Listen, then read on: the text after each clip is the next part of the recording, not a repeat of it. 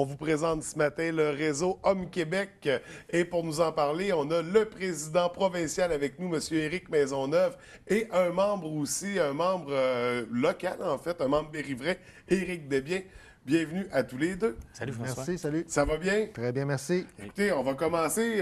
C'est quoi le réseau Homme Québec?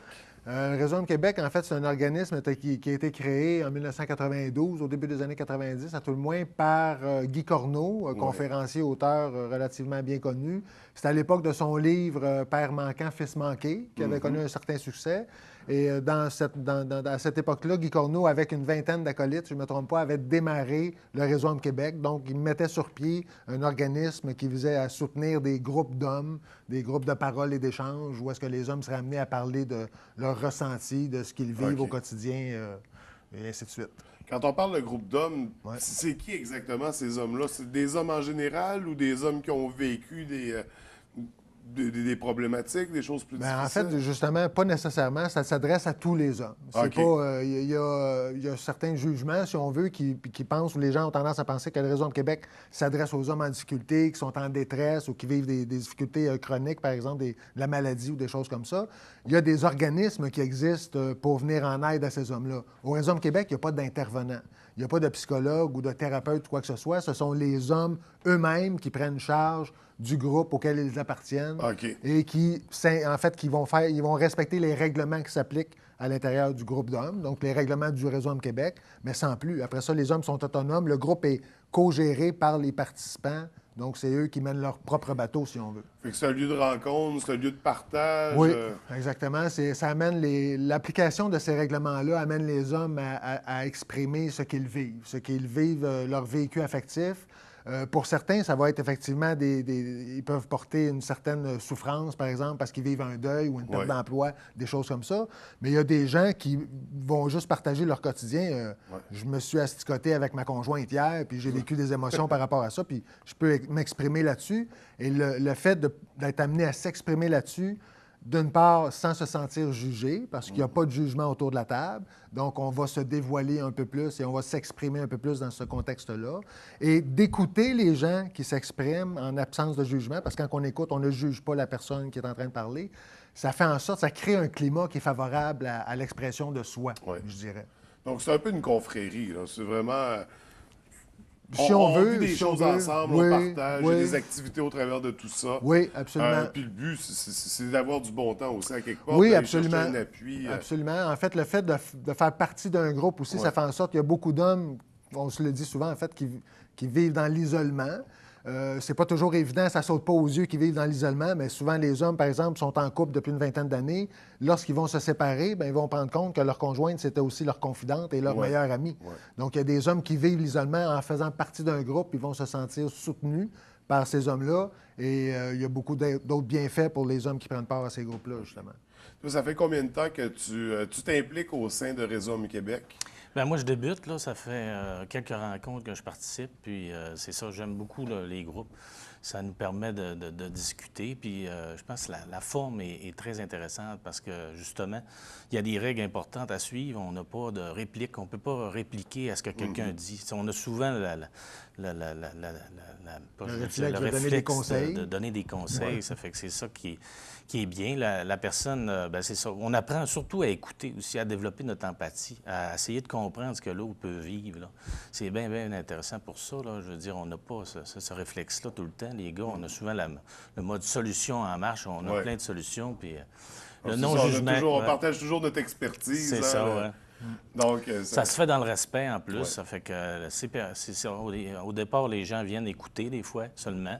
Puis, à un moment donné, ils se lancent tranquillement, puis ils nous font part de quelques affaires. Il y a des thèmes. On passe sous des thèmes, mais des fois, ça déborde sous d'autres choses. C'est très intéressant. En tout cas, ça permet de se libérer de toutes sortes de petites choses. Puis, on s'aperçoit qu'il y a beaucoup de questions qu'on a en commun, puis finalement, on trouve les réponses quasiment ensemble. Là. Ça fait que c'est intéressant. Et comment tu avais entendu parler du réseau? Comment tu avais pris conscience de cet organisme-là? Là, j'avais vu des pancartes un peu partout qui circulaient. Là, puis là, j'étais allé voir un peu sur le site Internet. Ensuite, j'ai su qu'à l'abbaye, il y a quelque chose qui se montait.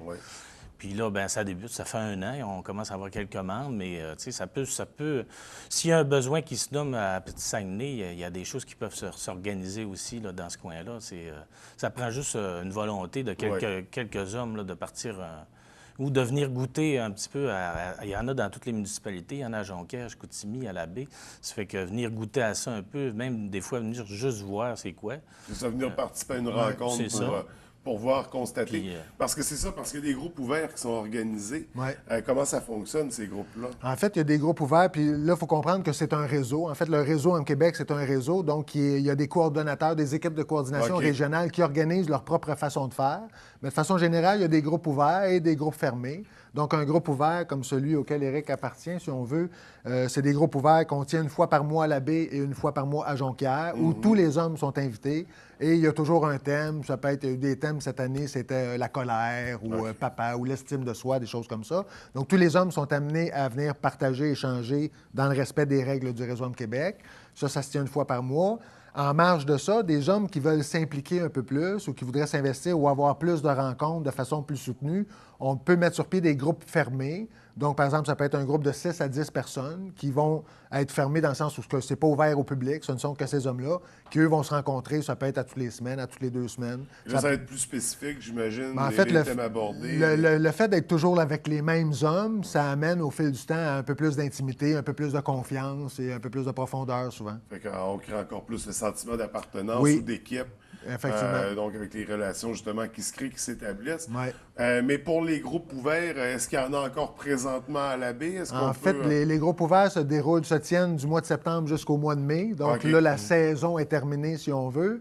Ceci étant, en fait, je le mentionne, la semaine prochaine, il y aura c'est notre souper de fin de saison, donc qui va se tenir au restaurant Roberto sur le boulevard Saint-Paul, mardi prochain, le 10 juin, à 18h pour le souper. Qui est aussi une rencontre d'information par le fait même. Exactement.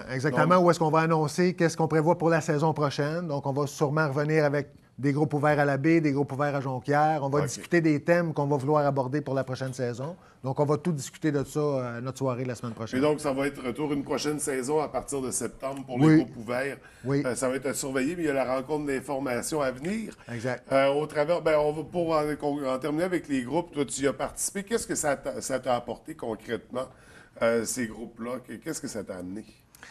Bien, ce que ça m'amène, je veux dire, c'est le fait d'échanger avec les autres, ça me suscite des fois des questionnements aussi, de voir que les autres sont pris avec différents problèmes. Puis moi, je suis un petit peu paresseux là, au niveau de le travail personnel. Ça fait que des fois, ça me permet de grandir aussi à travers l'autre qui se raconte. Ça m'apporte beaucoup, ça, c'est sûr. Puis des fois, j'imagine aussi, on fait des choses, mais on n'est pas sûr si on les fait bien, ou on a l'impression qu'on est le seul à le faire aussi, de pouvoir en parler, de le discuter, puis de constater qu'on n'est pas tout seul dans le bateau. Non, absolument, absolument. C'est ça, les autres vivent des trucs similaires, fait que ça vient... En écoutant les autres, puis je ne dis pas sur ce qu'Éric vient de dire, en écoutant les autres, on apprend beaucoup à se connaître soi-même. Parce qu'on se voit beaucoup dans le reflet. Quand on écoute quelqu'un qui s'exprime sur ce qu'il vit, par exemple, souvent, ça se reflète sur ce que nous, on vit intérieurement. Absolument. Puis là, on va aller chercher justement ce qu'on a de besoin dans tout ça. Fait que c'est quand même intéressant comme rencontre. Oui. Ça permet... C'est un peu un baume, je dirais, ou quelque chose qui j'imagine qu'on ressort pépé, là, qu'on ressort avec... Puis en fait, j'en profite pour mentionner, aux membres, c'est-à-dire au Québec, il y a quelques centaines de membres à peine aux membres du Réseau Homme Québec, alors que selon moi, on avait notre assemblée générale annuelle en fin de semaine, dans le cadre d'un grand rassemblement, on fait ça à chaque année, et moi, on devrait être 100 000, on devrait être au moins 100 000 hommes au Québec qui pourraient profiter de ce qui se fait dans le Réseau Homme Québec, ne serait-ce que d'apprendre à écouter et d'apprendre à s'exprimer. Je pense qu'il y a plus que 300 hommes qui auraient besoin de ça. Là. Et justement, comment on devient membre du Réseau Homme Québec? En fait, c'est fort simple. La carte d'adhésion pour devenir membre du réseau, ça coûte 50 $ donc pour la première année d'adhésion. Et ensuite, pour les renouvellements, c'est 25 $ par année. Donc, ça coûte vraiment pas cher. Et il n'y a aucun engagement, c'est-à-dire que l'engagement, c'est envers soi-même. Donc, on n'a pas d'obligation associée à ça. On peut être membre du réseau sans prendre part au groupe ouvert, groupe fermé, il n'y a pas de problème. Mais ça nous donne le droit de participer à ces groupes-là et aux activités qu'on organise, comme l'aventure RHQ 2014 qui va se tenir cet été, où est-ce qu'on va descendre le fjord du Saguenay en kayak pendant 5 jours avec une douzaine de membres du Réseau Homme Québec. Donc, c'est des groupes d'échange et de parole et tout ça, mais on peut aussi initier des projets comme aller descendre le fjord du Saguenay en kayak. C'est aux membres d'initier des projets qui sont à leur couleur. C'est ce que moi j'ai fait dans le cadre de ce projet-là. Et donc, être membre, il y a l'avantage, il y a les groupes fermés, il y a les activités qui sont organisées. Exact. Et là, c'est ça, on parle de cette randonnée de 5 jours de kayak, ça a lieu cet été. Exact, du 20 au 24 août. Et puis, donc, c'est ça, c'est 5 jours de kayak, une douzaine de participants, encadrés par des guides kayakistes. Le volet sécurité est toujours très important. Dans tout ce qu'on fait au Réseau Homme Québec, c'est important que les hommes se sentent en sécurité et soient en sécurité. Ça va être le cas dans le cadre de l'aventure en kayak. Et puis, ben, je pense qu'être membre du Réseau Homme Québec, c'est une aventure en soi. Donc, c'est un peu ça l'idée du projet d'aventure RHQ 2014, c'est de faire le lien entre l'aventure de descendre le fjord du Saguenay et l'aventure d'embarquer dans le Réseau Homme Québec, bien, c'est d'apprendre à se connaître soi-même, ce qui est une aventure. Voilà. Et ça, des projets comme ça, est-ce que ça a été apporté par un membre?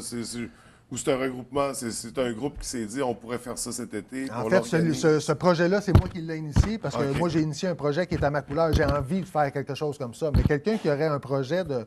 Par exemple, c'était le cas, quelqu'un à Montréal qui a organisé une soirée électorale du Réseau Homme Québec. Donc, lors de la dernière soirée électorale, il y était, je pense, 8 hommes du Réseau Homme Québec à suivre les élections, mais dans le respect des règles du RHQ, où est-ce qu'on on exprime ce qu'on ressent par rapport, on apprend que les libéraux, un gouvernement majoritaire, on se sent comment face à ça. Fait que c'est le genre d'activité qui a été initié. On parle de politique, puis il n'y a pas de réplique, le défi devait être assez élevé. Je n'ai pas pris part, malheureusement, mais on peut organiser toutes sortes d'activités à l'initiative des membres. Oui, absolument. Donc, c'est les avantages d'être membre du Réseau Homme Québec. Entre autres. Et il y en a bien d'autres. Pour l'activité cet été, est-ce qu'on peut retrouver, est-ce que vous avez un site Internet sur lequel on retrouve les informations? En fait, principalement, il y a une page Facebook qui a été créée pour ce projet-là. Okay. Donc, si on cherche Aventure RHQ 2014, le fjord intérieur, vous allez avoir toute l'information sur le programme. Et au moment où on se parle, est-ce qu'il reste encore de la place? Il reste encore quelques places, mais il n'en reste pas beaucoup. Mais parce il faut être membre. C'est ça, il faut être membre du Réseau Homme Québec. On peut devenir membre du Réseau Homme Québec pour prendre part au projet, là, moyennant 50 $, je parlais tantôt. Mais il y a 12 places au total. Je pense qu'il en reste quelques-unes, mais il n'en reste pas beaucoup. Donc, pour 5 jours d'aventure en kayak sur le fjord. Et pour ce qui est du Réseau Homme Québec, donc on surveille les groupes ouverts qui vont être de retour à compter de septembre. Exact. Il y a les activités, tout ça. Il y a la rencontre d'information et souper de bilan de fin de saison. Mardi prochain, au restaurant Roberto à Chicoutimi sur le boulevard Saint-Paul. OK, donc mardi, le 10 juin. Exact. Et sinon, est-ce qu'il y a d'autres projets comme ça à surveiller prochainement pour la prochaine saison? Il y a d'autres projets qui commencent à mijoter pour les années prochaines. Il y en aura d'autres, c'est sûr. On aura certainement l'occasion de se rencontrer pour en discuter. Puis pour terminer, qu'est-ce que tu dirais aux hommes qui n'osent pas faire le pas, qui sont intéressés par le Réseau Homme Québec, mais qui n'osent pas pour une question d'orgueil masculin, pour une question de... Qu'est-ce qu'on pourrait dire pour les convaincre?